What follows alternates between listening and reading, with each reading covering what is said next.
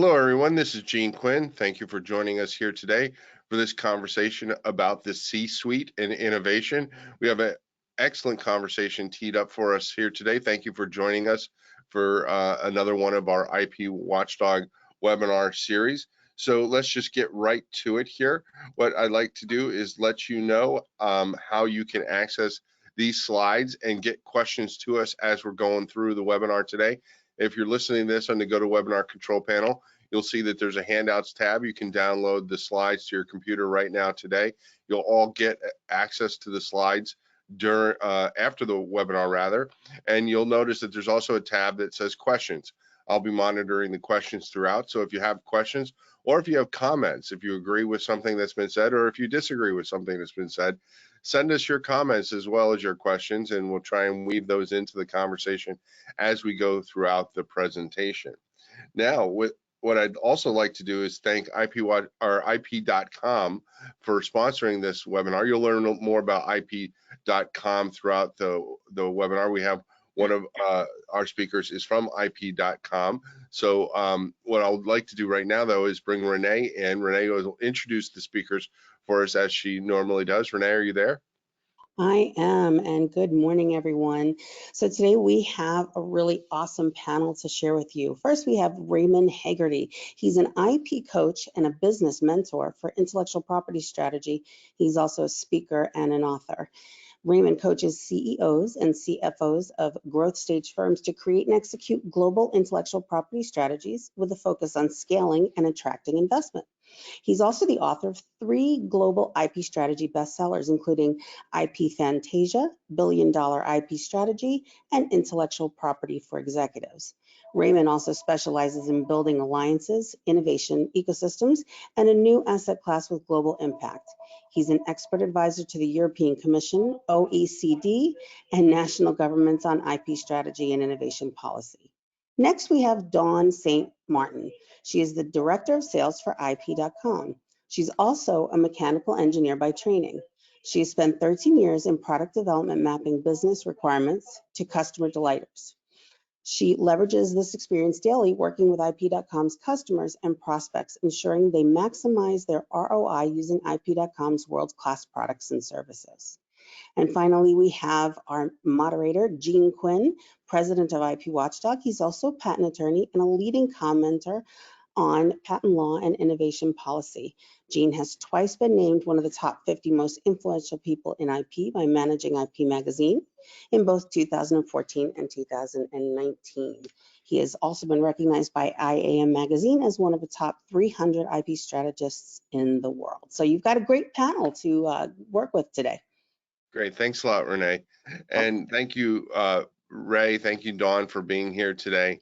Really appreciate you joining us. And the slide that you're all looking at here right now, this is the slide from the registration page. So you all presumably have read this in choosing to be here today. So we don't necessarily need to go through this line by line to discuss what it is we're going to talk about, but I'll leave this up here as I float the first question to the panel to kind of wet our whistle as it is to lay the themes for what we're going to talk about here today. And Ray, I'll start with you, but Dawn, I'd like you to address the same question.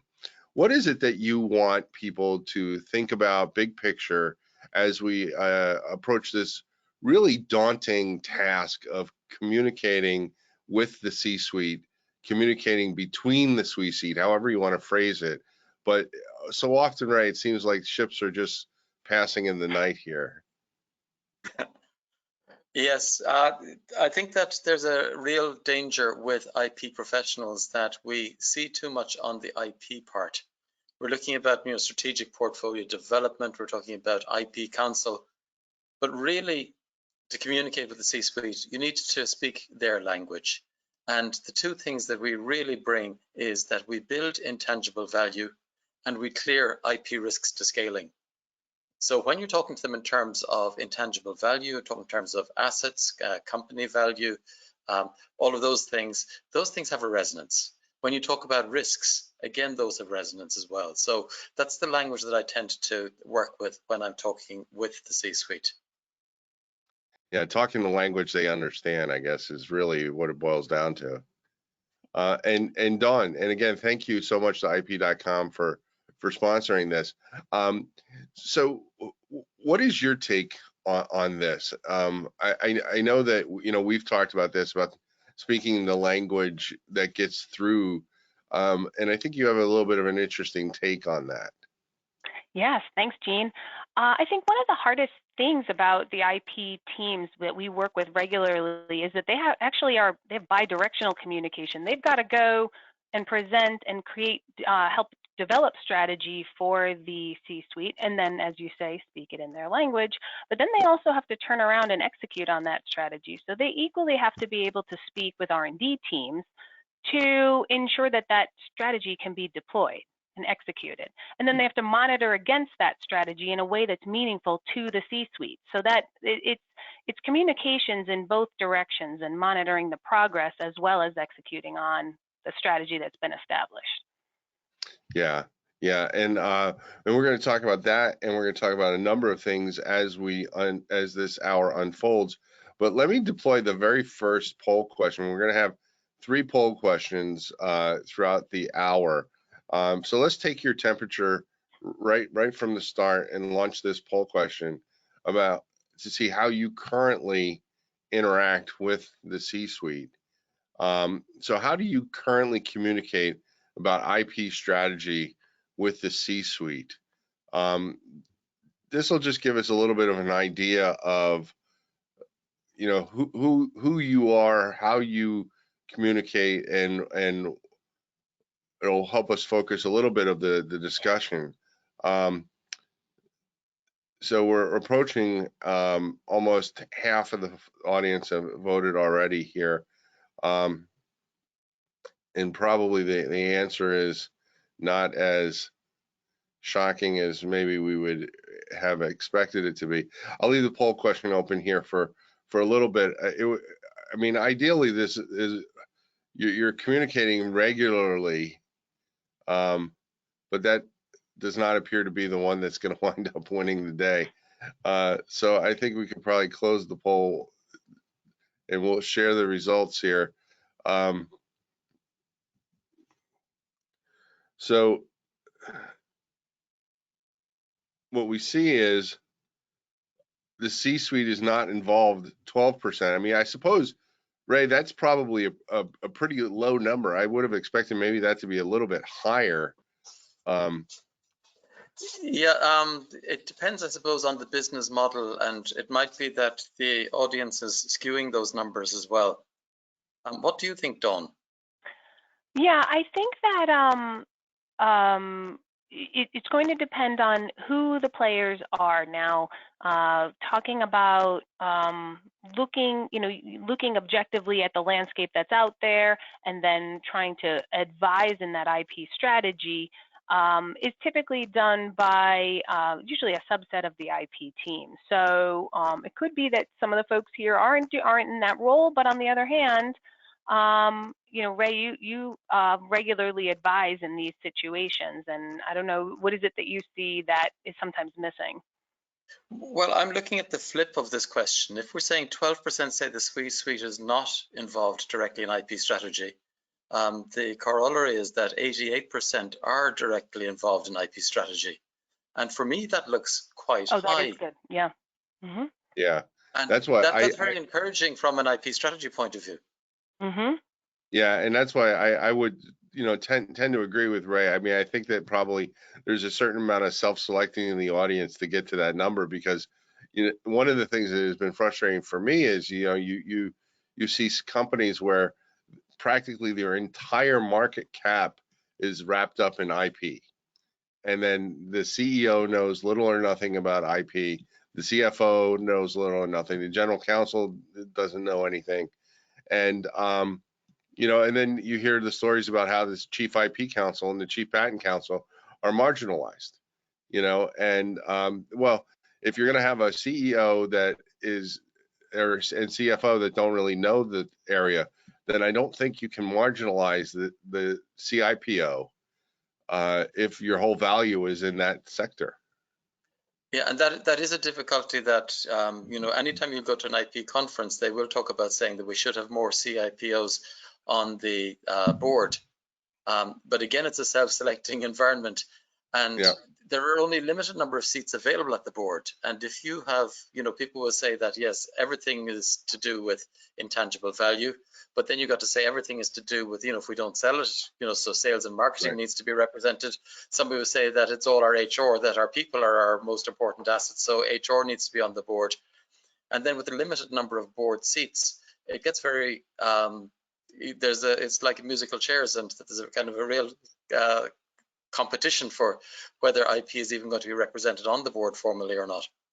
So what do you recommend then, Ray? I mean, I know we've had this conversation a number of times, and has your thinking evolved or changed? I mean, you know, I guess they say that a manager can manage 6 people probably really effectively. So does a CEO really need to be directly involved? Like, let's say you have a company like Coca-Cola or something like that, you know, where they're so much of the value is in the trademark portfolio, or, you know, a company where so much of the value would be in the patent portfolio. Does the For CEO example, really, yes, you're right, with the pharmaceutical company, for example. right? Does the CEO really need to be managing the CIPO? Well, as I said early on, that if we're talking about in terms of building intangible value and clearing risks, most of the board members should be involved in building the value of the company. And most of the board should also be involved in clearing risks to the future. Mm-hmm. So whether we say that this is specifically around, you know, management of IP, or that broader question of building value and clearing risks, you may get a different attitude from the board on that. Mm-hmm. But the question then is, how does the CIPO stay connected to that? Right. And it's a challenge, and it's a challenge. We talk about communicating with the C-suite. There is a question that very often you will see the CIPOs either come from an engineering background or a legal background. They tend to be very, very smart people, and they've got there by building up this knowledge. And they think that the solution is to now teach everybody else this knowledge, and then that they will all come on board with this as well. And that may not actually be the best approach to it. Mm-hmm. Okay, well, let's see if we can circle back to that, because I know, Dawn, you've prepared some slides, so let's get them out on the table, and let's start taking some questions from the audience, and we can go from there. So, Dawn, I'm going to push your first slide. So the innovation lifecycle management. Do you see that? I sure do. Thanks, Jean. Yeah, absolutely. Throughout this whole process. What happened to? Let me get back to it there. Okay, sorry about that. No problem. Ray, you raise a really good point about communication in the language that's meaningful, and we need to make sure that that communication goes all the way throughout the life cycle of innovation. From the time, you know, you've got folks that are executing on that. Looks like I feel like there might be some automation or something. Automation on there. Let me see if I can pause the slide. I think I paused the slide now effectively. All right, absolutely. So if an IP team is helping to inform or contribute towards strategy at the C-suite, they're looking ultimately to help the corporation protect and target and monetize IP as a part of that, you know, ultimately to gain market share, increase protection, increase revenue. And then you have to, that really plays all the way back, you know, in terms of execution to all the way back to R&D, and then making sure we can execute on that. So using data to communicate up, using data to communicate down, and then ensuring that you've got quantifiable goals throughout, and you're measuring, and those goals have to be at that highest level that you mentioned, Ray, at the level that is meaningful to the board, to the shareholders, to the C-suite. So Jean, if you go to the next slide, we can talk about how do we get to that level of developing strategy. You know, we have to be able to look at the landscape. If we're a corporation and we're trying to figure out what competitors are up to, what they're doing, we need to be able to identify white space and areas that are crowded. What you see on the right is you've got a visualization of IP on a graphical map. And we can see that, for the most part, there's a segmentation between the purple and the red, meaning the two different companies. The main competitor they're pretty differentiated, except in one particular area right there in the middle, right around where it says uplink. That's an area that clearly the two competitors are stepping on each other. If we were looking at strategy, and we'd have to be very mindful of the presence of a competitor right in an area where we are already iterating and investing. So being very aware of what's happening, the time rate of trends, time rate of change of the trends of a particular competitor. Where are they? Who are the players? Where are they investing? What's the strength of their IP portfolio? Where, what is the size of their portfolio relative to our own? And then try to help those pieces of information create and influence some strategy going forward. Yeah, Dawn, can I just pause you here for a minute and I want to bring Ray in. Ray, when you have an opportunity to go into the boardroom with a chart like this, this seems to me to speak, like more than 1,000 words, because it's one of those things where the board can look at that and say, oh, wow, I either knew this or I didn't know that, or that's something I need to know.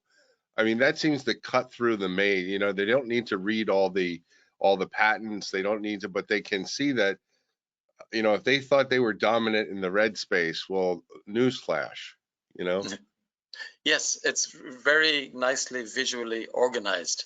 And I was just taking notes there as Dawn was talking, as I have a habit of taking notes. And I was listening to words, and the word portfolio popped up. But apart from the word portfolio, we had things about competitors, trends, where they are. These are the things that are easy for the executives to digest. So you're presenting this in a way that is meaningful to the executives. And for as long as you're doing that, you can have the communication can flow. If you start retreating into the technicalities of patent policy and PATB and those areas, eyes will glaze over and you're going to lose their attention.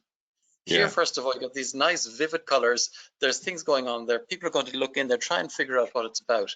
And already you're in a good start when you go in with information like this.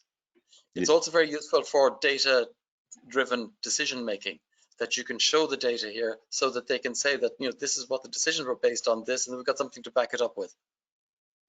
Yeah, I mean, this is, so what strikes me is like what everybody knows is, or should know by this point, is if you're trying to hire somebody or trying to get a job, a resume, your first cover page of the resume, they look at it like 6 to 10 seconds. And the question is, do they flip the page, right? Your first page needs to be strong enough for them to flip the page. So what you need to do is engage in the conversation to get them into the conversation. And like you say, you can't have them have their eyes glaze over. And this, to me, pulls them into the conversation, and it's easy to digest. And what I like about it as well is that it starts to guide the conversation as well, because you've got, clear separations between the purple and the red in certain areas. And very often people will suddenly jump in and say that, hold on, what's this overlap here? They may start arguing with you, but once they're arguing with you, now they're engaging. We're discussing. But it also it's giving them what are the areas that they should be asking the questions about. And it may highlight things that weren't apparent to them through other modes of communication. Yeah, and now this gets us, Dawn, to a question that we have from the audience here. What exactly are we suggesting is to be gained from these communications?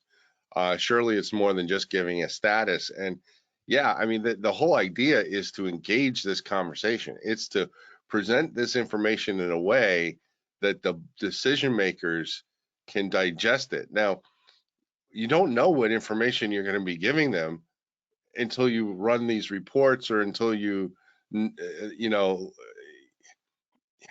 well, from the perspective of a new CIPO who goes in, who doesn't know what's going on, you never know what you're going to present at your first board meeting or your first meeting to the CEO. First, you got to get a lay of the land. You know, you let the data decide what you're going to present, and it's your job to tell the story. So this is telling the story, right? I mean, that's what your data does, right, Dawn? Yeah, absolutely. And in fact, if you go over to the next slide, there's additional ways we can cut that data to do exactly that. How do we get to, you know, we understand that there is this need to create business ready visuals, and those business ready visuals are ready at a click of a button. Jean, can you, there, I was going to say, this looks like it's still advancing. Yeah, there we go. You know, creating some business ready graphs to say, how are we stacking up? And so that we can, as I don't know why it's doing this. Yeah, I don't know. It looks like maybe there's some advancing built in. But when we've got this stuff right at the ready, right at the point of discussion, we can spend less time getting to the important pieces and more time deciding and deliberating on it, and that's really key. And then what you can do from here is you can also monitor to say, look, I'm noticing these things. Can I create some alerts that are going to tell me if my competitor is suddenly filing in a different area, or, you know, and in which case I might talk to the C-suite in terms of my competitor's most active lines of business, because lines of business makes more sense. They're not going to speak in CPCs. They're going to talk in terms of much broader lines of business. So that's going to be key. Being able to use this data to track if someone new comes along, where they seem to be investing, figuring out where the white space is versus where it's crowded. But then another thing that happens sometimes is long before you see a competitor really active in a space that they weren't before, you might start to see a few things come up. And those are things that you can bring up to the board as a pre-discussion towards, hey, this is something you should, we are starting to notice. It looks like competitor X is starting to be a bit more active over here in this space, and that might become a bit of a risk, and where you might want to understand why they're suddenly spending less money in this area and more money in this area. That might be something to pay attention to. And so it's important to be able to get to all that information very quickly. Yeah. So what I'm going to try and do here is switch what we're showing to a PDF version, so that we don't have the problems of the slides actually advancing incorrectly. So, all right. So I think I have that. So this is actually now what you all were downloading. So I'll just get out of the PowerPoint because it's got some kind of advancing that I can't figure out on the fly. So I apologize for that, everyone. So No worries. So Ray, the one nice thing about having all these different visualizations. Now, I really like the last visualization, but it kind of, whatever is going to speak to somebody, I suppose you can, and that part comes back to, I guess, relationships, right? You have to know who it is you're going to have the conversation with and what they're going to respond to, I suppose. Yes, and when you say relationships, at the heart of a relationship is trust. And being able to come with this kind of data immediately builds up credibility, that you know what you're talking about, that you're in command of your area. And if they can have that confidence that you're in command of that area, it puts it sets you at the right status for having this conversation in the first place. Mm-hmm. Yeah, it certainly does, because it is really all about trust. You want them to be able to listen to you and believe you and agree with you.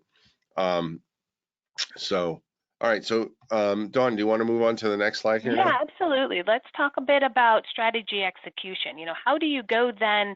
The IP team then has a responsibility to deliver on the strategy that is set by the C-suite.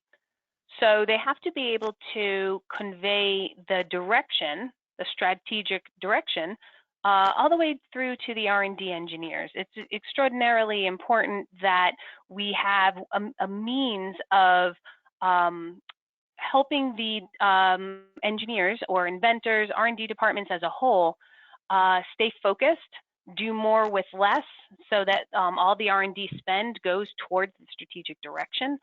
So at IP.com, we have a product called Inventors Aid that does exactly that. It helps the inventors tune in and ensure that what they're working on is well documented, that it is unique, that it is, they've got all the information that they right at their fingertips to right at the beginning of that innovation life cycle, have the information to create a better disclosure, which ultimately heads all the way through the system and to execute on that strategy. So get the good ideas out of the engineers' minds and into the world in order to ensure the C-suite objectives are met. So whether that's protecting against a competitor, or getting into a new area, or increasing revenue. Sometimes the best ideas are in the engineers or inventors' minds, and the real key is getting them out and getting them out into the world. So I'm going to launch the next poll here in a minute, but before we get too far from what you just said, Dawn, Ray, when I invited you to be on this panel, frankly, this conversation was IP.com's idea. We kind of kicked it around. We had a brainstorming session, and once IP.com said, "Yeah, I want to do this conversation," I thought, well, I need to have Ray Haggerty. So we decided whenever you were available is when we were going to do this webinar. And then when I invited you, you said to me, "Yeah, I'm happy to do it as long as you realize that I have sort of a little bit of a contrarian view on this whole." Can you share that view? What you told me? Well, it was laid out at the start as well that very often first of all, the chief intellectual property officers think that they should have a seat on the board because IP is so important. And I say that may not necessarily be the case. And certainly there's going to be a lot of competition for those seats on the board. So that's one thing that I mightn't always be the friend of the CIPO who thinks that he automatically should have a seat, he or she automatically should have a seat on the board. That's one thing. Another thing as well is that I spend my time talking to IP specialists who continuously think that they need to educate the board as to why IP is important, instead of looking at what's important to the company and what can we do now for our IP services to support that. So you said to me that they need to listen. They need to. You didn't say talk less, but I kind of read that as the subtext, and I think that kind of fits in with what Dawn was saying. Is you need to really. Yes, I think the role is one. You have to educate where appropriate, but you have to, and I think this is a valid criticism of patent attorneys in particular, all up and down the food chain, from working with independent inventors to working with your biggest companies, is that they don't spend time thinking or sometimes even caring whether getting this asset is going to have any meaning to the client. So you got to listen to the client. Indeed, and it's a danger with very smart people, because most of the patent attorneys, they're very smart people. That they'll have probably a science or an engineering degree, and they'll have gone through the patent training as well. So they're very special people, very smart people, and often they think they mightn't need to listen, especially if they think the people they're talking to with respect mightn't be as smart. And it is the problem though with taking that stance though is that you will often miss signals on the areas that you're not as smart about. For example, if we're talking about the market, if we're talking about investment, if we're talking about cost control, all of those things are things that the patent attorney or the CIPO can have a huge influence on, but they need to listen to actually what it is they're going to have the influence on. Yeah. All right. So let me launch this next poll now that I've teased it, so you'll see why we're talking about this here, because it asks, how do you currently ensure that your inventors are actually creating disclosures that are relevant to the business strategy? Because that is the question here we're kicking around, and we've kind of teased it, but let's just put a pin in it. and say, the business strategy is what is the most important to the company. It's not, were we able to get this exceptionally long claim that covers something that is very broad or very, so narrow, or, whatever the case may be, or, after 10 years, we finally got something, we finally tricked the examiner, we finally outlived the examiner. It is all about, are we helping the corporation? So the poll's not moving so much at the moment, so let's close it. I think we got the numbers that we're going to get here. So oh,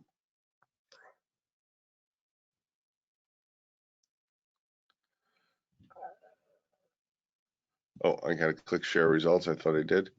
So maybe it's not too terribly surprising, although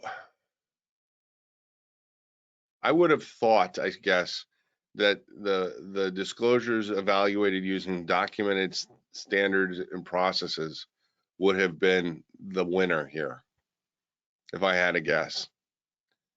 And what the winner was informally evaluated. Dawn, thoughts?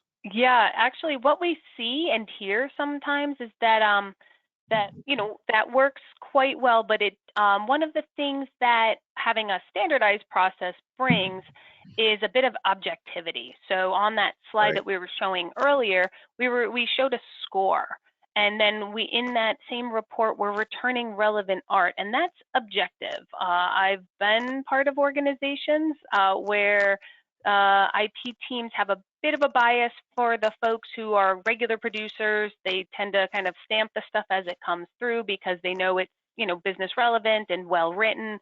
And sometimes there's other things that don't quite get as much light and heat. So being able to have a ranking, you can see that score there of 525. That's a novelty score from 0 to 1,000. That's going to help you rank sort the disclosures as they come through and understand which are the highest for novelty, which might I want to spend more time on. And if I have a low novelty score, perhaps I send it back to the engineer with the relevant art so that they can iterate, so that by the time I spend, as an IP professional, as I spend more time on it, it's already at a more developed state. Yeah. It's going to maximize your time spent.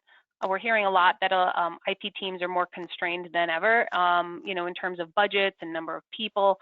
So if we can automate some of this through AI and through really efficient tools, we're going to ensure that the ROI at the end, which is something that the C-suite is going to care about, is on their R&D dollars, is maximized. Well, I'll tell you, a tool like this would be worth its weight in gold in the academic community, because so many high-tech startups start in the academic world. And I know, and I won't name the name of the university, but I know a good friend of mine who's a professor, and he sits and has for a very long time sat on the review committee. And they do a very good job. He's the lawyer on the review committee, and they have an interdisciplinary committee, and they try and do the best job that they can, but they don't know. They're trying. I suppose that they would probably fit somewhere between, if you were grading it on a sliding scale, it would be somewhere between informally and standard, because they have a standard process, but they don't necessarily have the specific scientific mechanical knowledge of each thing they're evaluating, the way that a corporation would have. Right. So having some kind of objective indicia would be quite helpful. But now, Ray, there are some times when you're going to say, look, if this inventor wants to move forward, we're going to move forward anyway, right? Or what is your thought on that? I mean, maybe I should just ask. Is it possible to put up the results of that poll again, please, Gene? Sure. Because what I found interesting there is that you have a kind of a continuum. Well, the first one, disclosure quality, is irrelevant to the process we use. If we dismiss that and we go to the next one, informally evaluated by an individual team, is one step away from moving towards a documented standard process. And if you have a documented standard process, and if you're under cost pressure, using software, you can automate a lot of your documented standard process. You're already a long way towards it. Mhm. So that's something that I see interesting, that, you know, you've got 93% of people evaluating it somehow, Yeah. whether it's informally using the documented standard process, or perhaps there's the opportunity for them to move over to software, especially if they're under cost pressure and time pressure these days. That's, you know, it looks to me as a clear opportunity for cost savings and for acceleration of your activities. Yeah, you know, and the other interesting thing too is, right, what about this? You know, like sometimes when if you're like a new chief patent counsel or a new CIPO, and you're coming in and you're trying to maybe change the culture. Maybe you didn't get the job because somebody passed away or retired. You're getting the job because somebody wasn't doing what they were supposed to do, or you know, the change of direction is necessary, or what have you. You need to change the culture, and maybe changing the culture, maybe coming in with an objective score like this, that's precisely what you need to do. Yes, and you know, you've mentioned about inventors as well. Like, don't forget, we're not just talking about processes and machines and systems. You're talking about people. People. Yeah. And having an objective process, especially if it's supported by software, may be a way of introducing more fairness.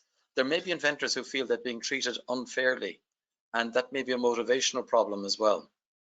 You know, and I know we didn't say we were going to talk about this particular problem, but let me just put a pin in this. Maybe we'll come back to this in a future webinar because it's a much bigger issue. But in the United States, you know, the Department of Commerce, particularly the Patent Office, has been, in Congress, has been very interested in diversity, and particularly, you know, gender equality as it comes relating to innovation. And of course, gender equality and diversity as relates to all issues. But, you know, in our little area where we focus, they've been trying to study the issue about why are more women not innovating and why are more women not getting patents. And then the interesting thing that people are not talking about that I find really interesting is the minority issue as well, because I look at it as an entire issue as being the unrepresented masses of inventors. And if those folks who are not inventing or not patenting were inventing and patenting, you know, it's an untapped resource, you know. So, you know, if you had more objectivity, then I think perhaps that would they level the playing field in some corporations. Yes, that's a very interesting point. Yeah. So, Absolutely. all right. So, Dawn, do you have, is there another slide that we need to get to before we One get more to some slide. questions? Okay. Yeah, one more slide. Okay. So this kind of relates to how do you monitor. So once you've now, if you want to monitor progress, so if we've got novelty scores that range from 0 to 1,000, and we are trying to monitor progress. So how good is our machine working? How are we providing the resources, the knowledge, and the tools for our engineers to produce, our inventors to produce at their best? So if we can monitor over time what the novelty scores are. If the novelty scores as they come in are higher right out of the gate, or by the time they reach the IP teams, they've already gone through an iteration of this and are at a higher level, this means less time is spent on developing the idea and more time bringing it through the rest of the system. And Jean, something you said earlier about, the piece of like the time factor in all this, saving time. Another really big thing that we're seeing in corporations and definitely in universities is the amount of time it takes to put an idea through a whole innovation cycle. So from the time it's an idea to the time it's out, in the world, either a prosecuted patent or, plus licensing and all that, it is quite a long time. So and in that time, sometimes the researcher or the inventor has moved on to another job right now, or to, if they've graduated from a university, if they were a student or their fellowship ended. And so sometimes when you have a situation where you need to go back and develop on that idea a bit more, that opportunity is lost because that person has moved on. So it might have been the best idea towards the strategy, but you are losing time, and in that time you might lose the people. So getting those ideas out in a timely manner is key. Is get them well developed right out of the gate and help them all the way through the process, and then check against your KPIs. Look, we want the scores of such and such or higher by the time they get evaluated. So, and ensuring you're spending time on the ideas that are worth pursuing. Yeah, no, absolutely. Absolutely. So, and speaking of that, what worth pursuing, we have a question here, Ray. I think that this is probably best directed to you. Is IP is never urgent until infringement occurs, and then at that point you wish you had pursued it. How can you create that urgency and make the C-suite prioritize among the many other important matters? Well, Gene, I know that you're an Irishman by history as well, and in Ireland we love telling stories. Sometimes stories can be the way of bringing the message through, and you don't want to have a situation where you have putting out a fire in your own kitchen.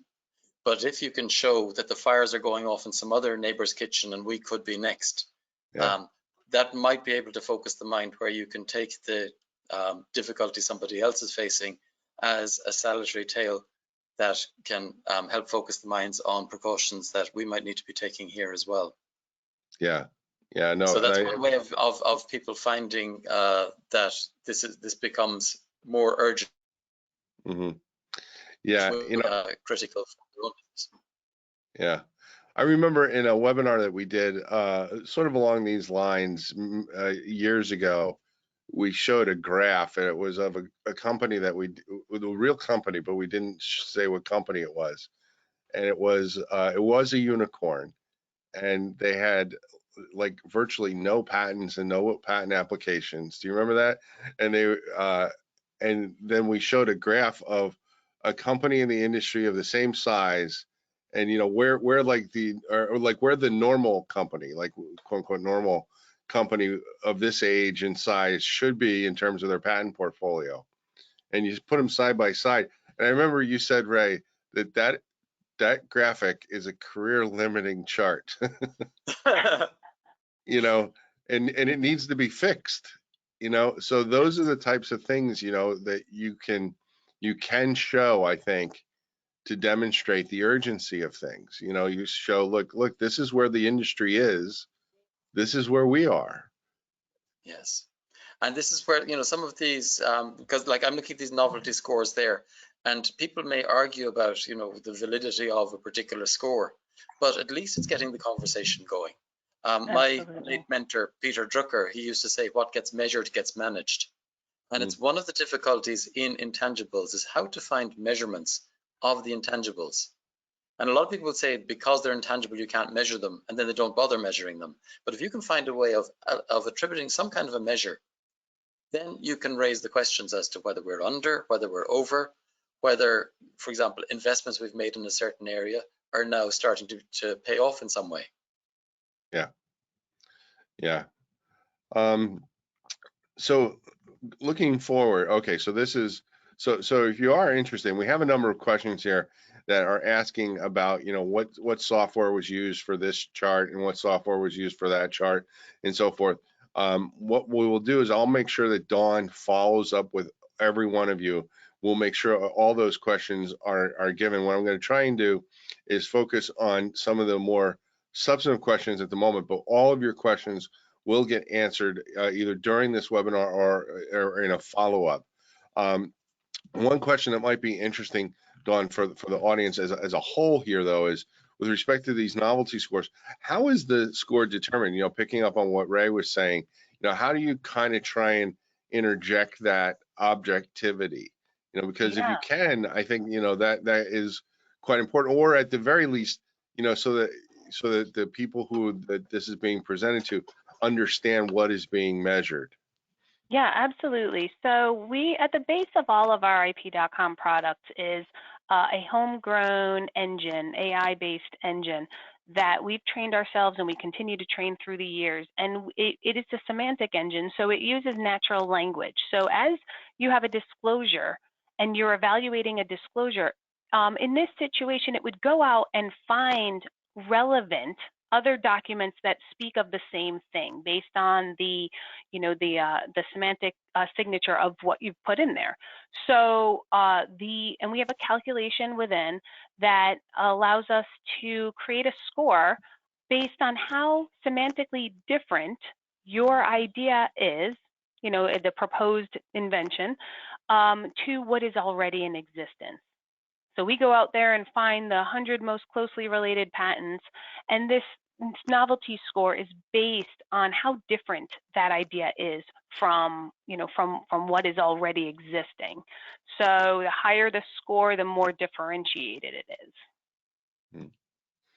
Okay, so I'm just looking at some of the questions, and we got a number of questions, fishing in the same pond, so to speak, regarding the fact that patents, and I think that this, let me go back all the way back to, this chart here, the landscape, because I think this is the one that kind of provokes the question.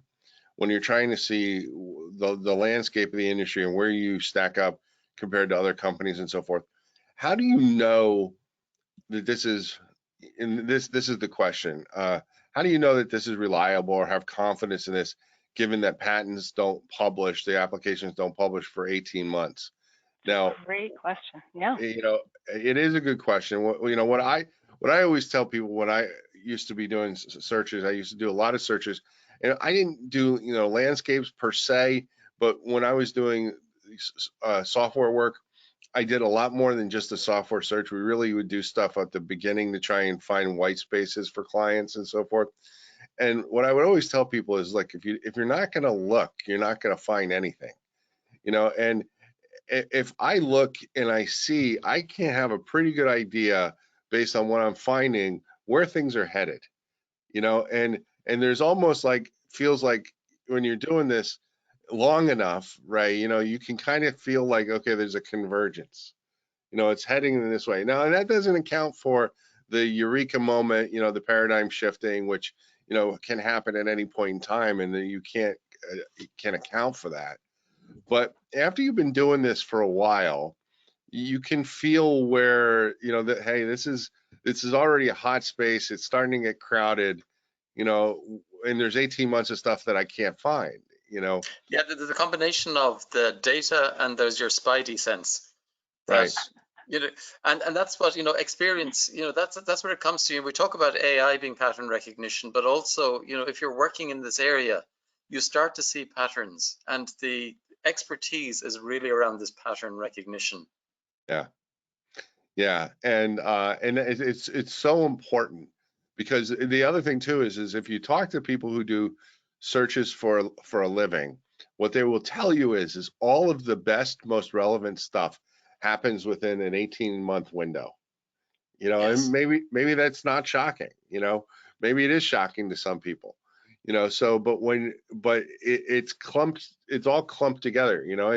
And why is that? Well, I mean, and the way I've always kind of come to understand that is, the reality of physics, the reality of the laws of nature, the reality of the chemical universe is that our knowledge of science forces solutions at any given time into a certain envelope, right? Until that envelope, Yes. until that paradigm gets broken.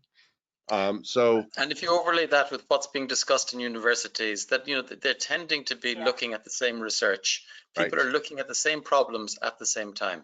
Yes. So whether it's kind of real world problems out there that companies are having to deal with, or academic concepts that are being teased out by academics, you're right that all of these things are happening in this typically a kind of an 18-month window.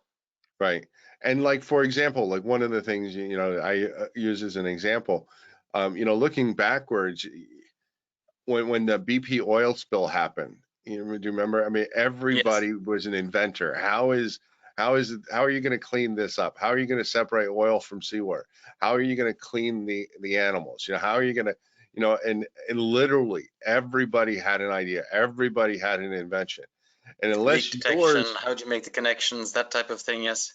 and unless yours was really unique, you could assume that the energy industry was already on it, the environmentalists, they were already on it, you know, the life science folks, they were already on it, you know. So it had to be, so it kind of gives you an idea of what the threshold is for novel, or not only novelty, but certainly non-obviousness. Right. Yes. But Dawn, do you have thoughts on this as well? Yeah, I do. The other piece of it is if I were, doing this investigation and I noticed that, purple area, or I was looking at these two companies against each other, with just a click, I can switch over to non-patent literature, to published documents, to say what's being published at conferences, what's being published, what's being spoken about at universities, and we can flip over. And then it might paint a slightly different picture. We can test our instinct against that. We can consider different sources and see how that affects it. And then I also mentioned before that sometimes we see, before a big group of patents, sometimes we see one or two that stands out as odd, and we work with our clients, and then we also have a services team that helps recognize which of those patents don't look like the others. That why would this company, we worked with a client who we said, why is this patent like this? This is not where they've been operating. And sure enough, you could then, doing this points you where else to look. We did additional research and we figured out that they were partnering up with someone else and they were starting to go in a different direction. And that one, it all started from that singular patent that didn't belong like the others. And that's where that spidey sense comes in to say, why is that patent in amongst these that are, this is non-typical for this company and how they've been executing on their own strategy. So, and then I also wanted to just mention something, Jean. You said, where time is of the essence. We saw a lot of clients and a lot of just folks in general, when the coronavirus came out in the beginning, working towards better masks, better ventilation, cures, all this research. You want to be able to facilitate the quickest information sharing, the quickest, most efficient use, the quickest and most efficient means of getting from point A to point B. So, sharing that information, ensuring that the inventors are uninhibited and are really working quickly, that they've got all the ideas. We've got a module that helps bring those ideas, out of the mind. Even before we work on how unique they are, we're trying to get them all out. So iterating on an idea to the point that you can truly come up with a new solution. Yeah. Well, and the other thing too is you can look at this stuff over time, right? You can do this and look at it today, and you have to monitor. You have to keep paying attention, right? And if you look at it 6 months or a year from now, did it change? Did it shift? And you keep looking at this.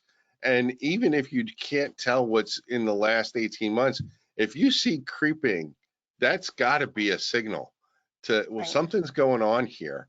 Because these things don't happen overnight, as I think it was Dawn mentioned earlier. They just don't. I mean, and I think everybody kind of has figured that out now with the supply chain bottlenecks. It's not like these ships, magic wand is waved and it gets manufactured in China and it shows up at a store in America. No, it takes some time to get here. It takes some time for shipping. There's things that can go wrong. It needs to be made. It needs to be invented. It needs to be engineered. It needs to be engineered on a small scale. Then it needs to be engineered on a big scale. And it needs to be marketed. I mean, there's all kinds of things. You're talking about tooling. You're talking about raw materials being lined up. Yes. And there's so much time, right? So you're going to get, if you pay attention every 6 months or so to what's going on, you're going to get some good intelligence from the patents, even though there's an 18-month black period that you can't find. Because it's not just the pharmaceutical industry that needs ramp up time. I mean, unless you're talking about toys for Christmas season or things like as seen on QVC, those things that we're talking about for most of you do not just happen in 6 months to a year. And even the stuff as QVC is not going to happen in 6 months because of the tooling. Yeah, you're going to see a slow building surge, yes. Yeah. Right. So Right. just pay attention to it. But that brings up the last poll that we have. So let me launch that poll right now if we can, because it brings us up to the supply chain. How are current economic factors such as inflation and supply chain constraints affecting the way you manage your innovation?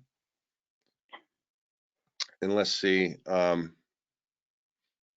I was saying, wow, these are big numbers here, but we're allowing people to pick more than one, which probably makes sense here. So we'll leave this poll open for a couple more seconds here, as we're kind of running a little bit short on time here. So if you can get your answer in, that would be helpful. I'll close the poll now. I don't see the percentages changing very much now. And let me share the results here.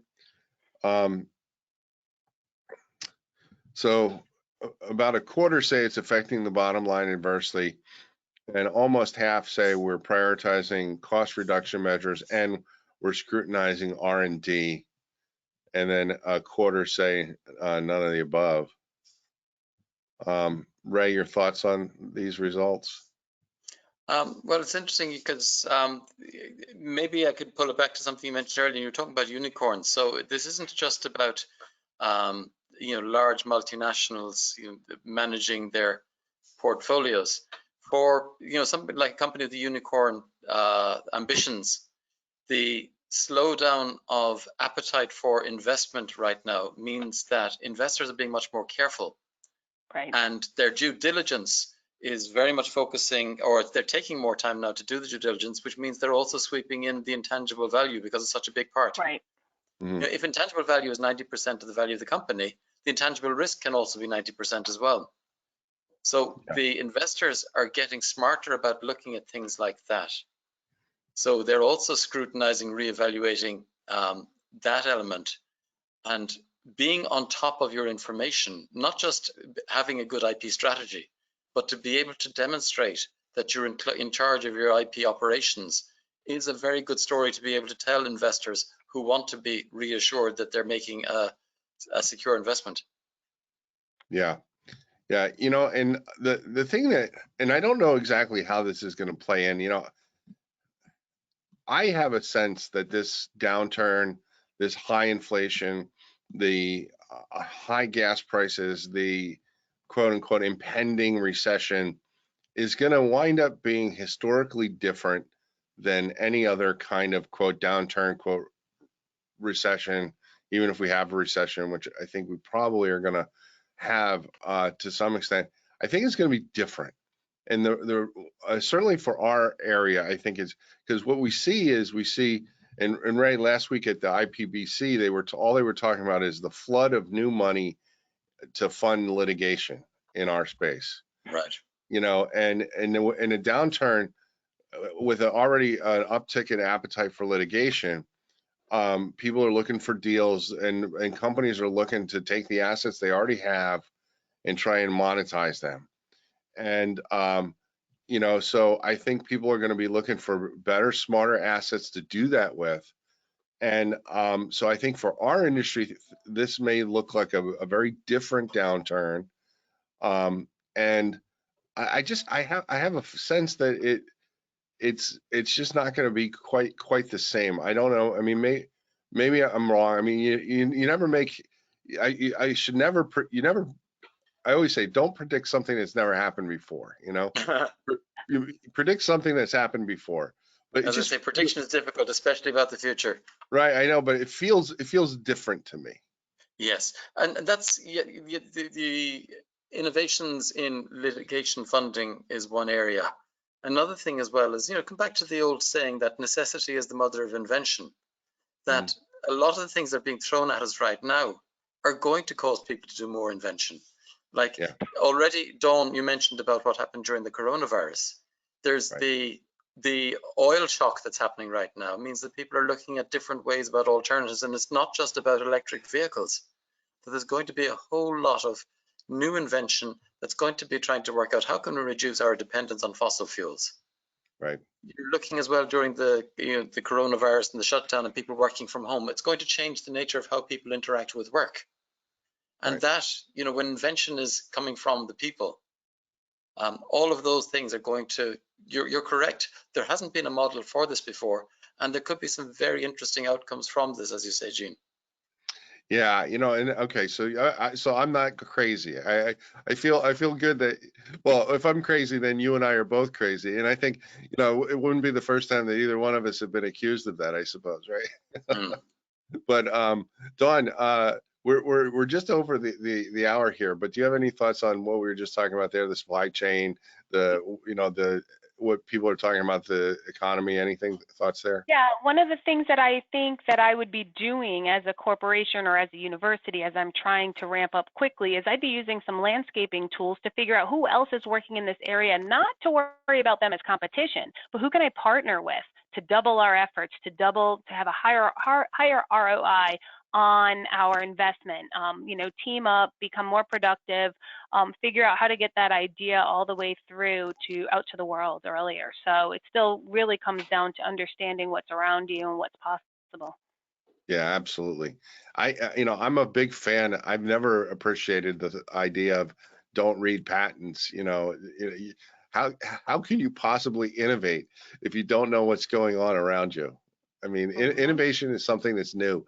Innovating is not new to you, it's new, period. Yes. So, well, we're over the hour, but I want to give each of you an opportunity to wrap up. It's been a fascinating conversation. So, Ray, let's start with you. What is the one thing that you hope people will remember from today's conversation? Well, I keep bringing back to communication and trust. The data-driven approach means that the tool that IP.com are bringing can support that data-driven approach. And then when you combine it with the experience, because again, most people on this call as well are very experienced, so you don't just take the data, but you are going to apply your own insights to this. So the data will pop up certain questions, and now people can apply their experience to generating valuable insights from that. So it's the combination of much better data, much more efficiently driving people's assessment of these patterns that they will see emerging. Great. Thanks a lot, Ray. And Dawn, your final thoughts for today. Yeah, absolutely. I couldn't agree more about what Ray said. Sometimes it just it is hard to get in and create processes around these things and create that level of rigor that standardizes how you do things. So we're happy to help, and if we can be of service, we're happy to help without throughout the whole part of it, both from communicating all the way through the C-suite and then all the way back down to the engineers and standardizing those processes throughout. Great. Well, thank you guys. I really appreciate it. Conversation was great. I think we probably could have gone for another hour. It's always wonderful to talk to Ray and Dawn. It was wonderful having you join us here today. Thank you so much, Gene. Thank you so much. Thank you, Gene, for your wonderful moderation. Thank you. And thank you all in the audience for joining us here today. And I apologize, we had a ton of questions. A lot of them dealt with the tool. I'll make sure Dawn follows up directly with you guys, and any of the substantive questions that we didn't get to, we'll do the best that we can to get you a satisfactory answer as soon as possible. So thank you for joining us, and we hope to see you again soon. And but that's all we have for today. So we'll see you and have a good rest of your day. Thanks all. Thank you very much, everybody. All right. Bye-bye.